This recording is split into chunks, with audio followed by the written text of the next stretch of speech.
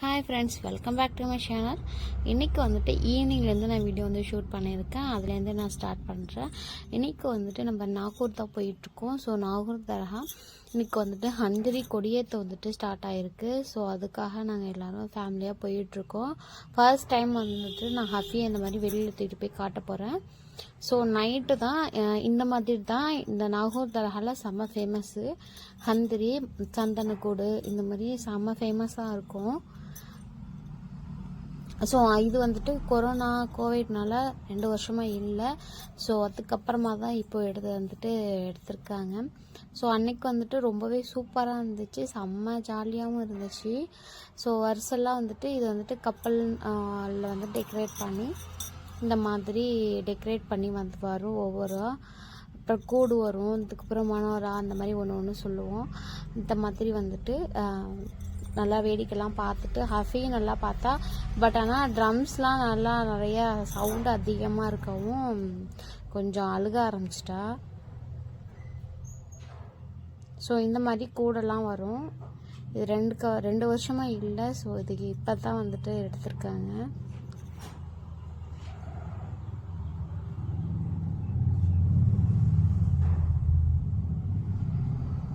So இந்த மாதிரி டெக்கரேட்லாம் பண்ணி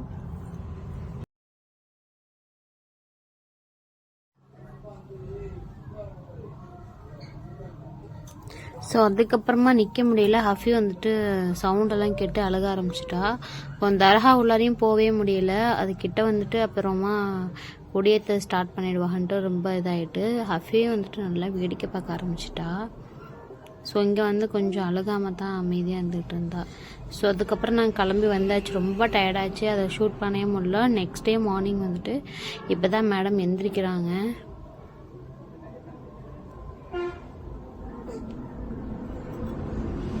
இப்போல்லாம் வந்துட்டு இப்போ தான் கொஞ்சம் கொஞ்சமாக முட்டி போடுறதுக்கு வந்து ஸ்டார்ட் பண்ணிகிட்ருக்கா. ஸோ அப்போ இப்போலாம் குப்பந்தத்துலேருந்து வந்துட்டு தூங்கி முழிச்சோன்னேயே ஆள் ரொட்டேட் ஆயிடுவாங்க. இப்படி குப்பந்துக்கிட்டு அதுக்கப்புறமா தான் அப்படியே இந்த மாதிரி பண்ணிகிட்ருப்பா.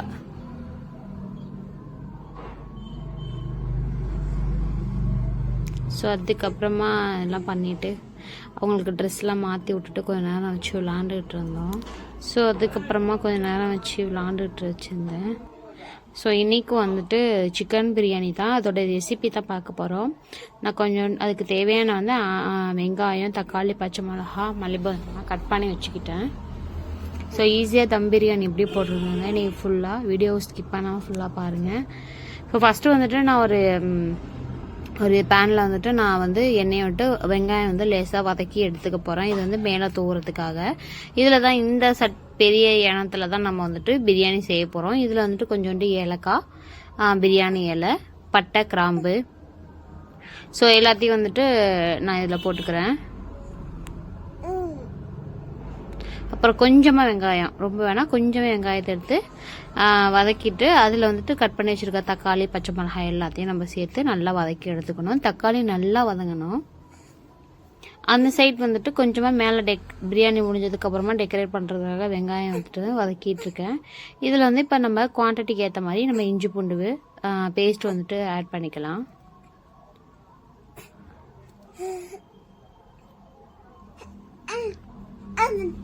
அவங்க வயசும் பக்கத்தில் கேட்கும். ஸோ பார்த்துட்டு இருக்கிறதுனால ஹஃபியோட வயசும் கேட்குது. இது கூட நான் கொஞ்சமாக வந்துட்டு தயிர் சேர்த்துக்கிறேன். ஸோ அதுவும் எல்லாமே சேர்த்து இஞ்சி பூண்டு வாசனை போனதுக்கு அப்புறமா எடுத்துருக்கிற கோழி அதில் போட்டு ஒரு பரட்டி விட்டுறணும். அதுக்கப்புறமா நான் அரிசி வந்துட்டு ஏற்கனவே வாஷ் பண்ணிவிட்டு 1 ஹவருக்கு முன்னாடி ஊற வச்சுட்டேன்.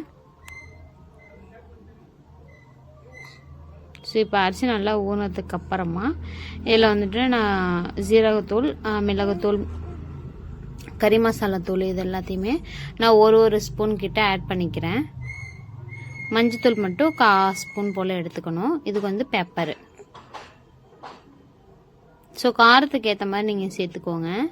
ஸோ இதில் எல்லாமே நீங்கள் குவான்டிட்டிக்கு ஏற்ற மாதிரி தான் ஜீரகத்தூள் இதெல்லாம் சேர்த்துக்கணும். அப்புறமா நான் தண்ணியை வந்து அளவு பார்த்து எடுத்துக்கிட்டேன். ஸோ தண்ணி நல்லா ஒரு கொதி வந்ததுக்கு அப்புறமா நம்ம ஊற வச்சிருக்கிற ரைஸை தூக்கி போட்டுடலாம். இந்த சைடு வந்துட்டு சிக்கன் வந்து பொரிச்சிக்கிட்டு இருக்கேன். ஸோ இது வந்து பார்த்திங்கன்னா சிம்மில் தான், அடுப்பை லோ ஃப்ளேமில் வச்சுட்டோம். ஸோ பிரியாணி ரொம்ப சூப்பராக ரெடி ஆகிட்டு நம்ம வெங்காயம் மல்லி புதினா நெய்யெல்லாம் விட்டு மூடி வச்சிடணும். இது வந்து மைனஸ் செய்யறதுக்காக ஒரு எக்கு, 4 பல்லு பூண்டு, கொஞ்சமாக பெப்பர், கொஞ்சமாக உப்பு. ஸோ அது மைனஸும் ரெடி ஆகிட்டு அதுக்கப்புறம் சாப்பிட ஆரம்பிச்சாச்சு. ஸோ பிரியாணி வந்துட்டு கரெக்டாக இருந்துச்சு. ஸோ ரொம்பவே சூப்பராகவும் இருந்துச்சு. ஸோ அதுக்கப்புறமா வந்துட்டு நான் வர்றதெல்லாம் என்கிட்ட ஷூட் பண்ண முடியலை. இப்போ நான் நாகூர் தான் வந்திருக்கேன். நிறைய கடத்தரெல்லாம் போட்டிருக்காங்க. ஸோ வந்துட்டு ஹந்திரிங்கிறதுனால இது ஒரு வந்துட்டு ஒரு 20 days கிட்டனா இந்த மாதிரிலாம் இருக்கும். ரொம்ப சீப்பாக கிடைக்கும். இந்த பேக்கெல்லாம் வந்துட்டு 150-200 கிட்ட தான். ஸோ அஃபி நல்லா வேடிக்கை பார்த்துட்டு வந்துட்டு இருந்தா.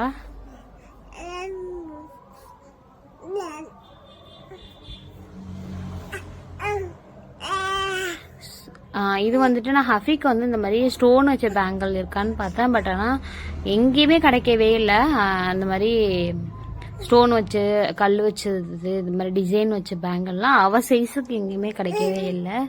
ஸோ நான் மெயினாக இந்த மாதிரி கடையில் தான் இருக்கும் அப்படின்னு சொல்லி தான் எக்ஸ்பெக்ட் பண்ணி வந்தேன். பட் ஆனால் அது கிடையாது. ஸோ எங்கேயுமே இல்லை. கொஞ்சம் விளையாட்டு திங்ஸ் அவளுக்கு வாங்கிட்டு அப்புறமா கொஞ்சம் திங்ஸ்லாம் வாங்கியிருந்தேன். ஸோ இது வந்துட்டு நான் அஃபி இருக்கிறதுனால தான் நான் 1 டைம் வந்திருக்கேன். ஸோ இல்லைனாக்கா இந்நேரம் ஒரு 5-6 டைம் ஆச்சும் வந்திருப்பேன். ஸோ அதுக்கப்புறம் தர்காவில் போயிட்டு ஜாத் பண்ணிட்டு போயிடலாம் அப்படின்னு சொல்லிட்டு தர்காக்குள்ளார செம்ம க்ரௌடு. ஸோ டெக்கரேட்லாம் சூப்பராக பண்ணியிருக்கோம். உள்ளார போகவே முடியல, அந்த அளவுக்கு கூட்டமாக இருந்துச்சு. ஸோ போயிட்டு அதெல்லாம் என்னால் வீடியோ அங்கே சுத்தமாக இவளையும் வச்சுக்கிட்டு என்னால் மொபைலை எடுக்கவே முடியல.